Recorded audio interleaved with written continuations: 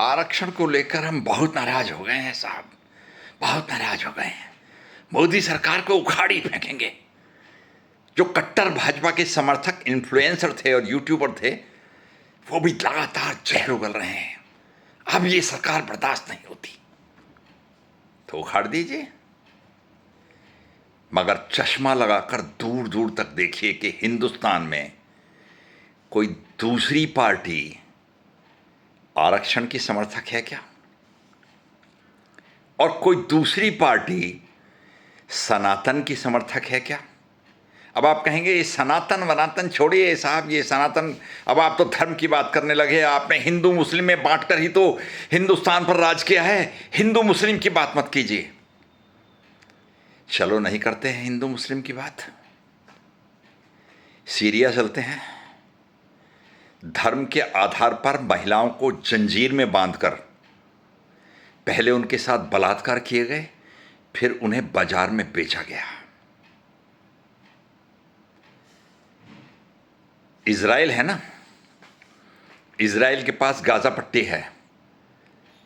वो लोग जब हमला करते हैं और उनके पल्ले अगर कोई इजराइल की औरत पड़ जाए, बच्चा पड़ जाए, तो बच्चों की हत्या कर देते हैं और औरतों के साथ सामूहिक बलात्कार करते हैं और फिर उसे जश्न की तरह मनाते हैं। सारे समाज का, सारी बिरादरी का उन्हें समर्थन होता है। पाकिस्तान में 15 से 18% हिंदू थे जब डिवीज़न हुआ, और आज 1.6% हैं। मैं डरा नहीं रहा हूं। हिंदुस्तान में जिस दिन सनातन कमजोर हो गया, ये देश कमजोर हो जाएगा।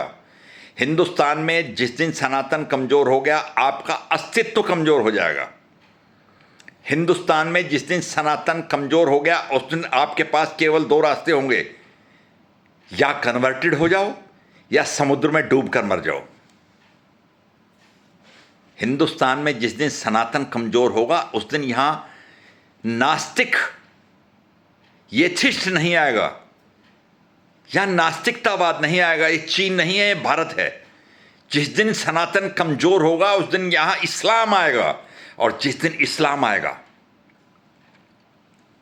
अफगानिस्तान में बुद्ध की बहुत पुरानी, हजारों साल पुरानी पत्थर काटकर, पहाड़ काटकर बनाई गई मूर्तियों को तालिबान ने तोप से उड़ाया था। आपने ये राम मंदिर बना रखा है ना, राम मंदिर, काशी विश्वनाथ, बद्रीनाथ, 4 धाम, इनको बम फेंककर उड़ाया जाएगा। आपकी महिलाओं को घर से उठाकर ले जाकर उनके साथ बलात्कार किया जाएगा। समुद्र में डूबकर मर जाना। हिंदुस्तान में केवल और केवल एक आदमी 80 साल बाद प्रधानमंत्री के रूप में आया है, जो सम्मान के साथ कहता है, गर्व के साथ कहता है, माथे पर तिलक लगाकर कहता है कि मैं सनातन प्रेमी हूं, सनातन का समर्थन करता हूं। और आप कभी आरक्षण के बहाने, कभी महंगाई के बहाने, कभी शिक्षा के बहाने, कभी इस बहाने, अरे अस्तित्व को तो बचा लो। धर्म नहीं बचेगा तो अस्तित्व नहीं बचेगा। ये हिंदुस्तान है। आज इंग्लैंड, आज जर्मनी, आज इटली, तमाम यूरोप के देश उस धार्मिक आतंक से परेशान है, उस धार्मिक अतिक्रमण से परेशान है।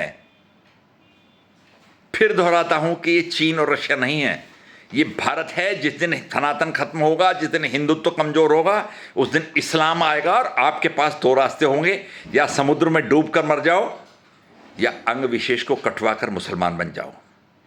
सोच लीजिए क्या करना है। नरेंद्र मोदी बार बार पैदा नहीं होते हैं। नमस्कार।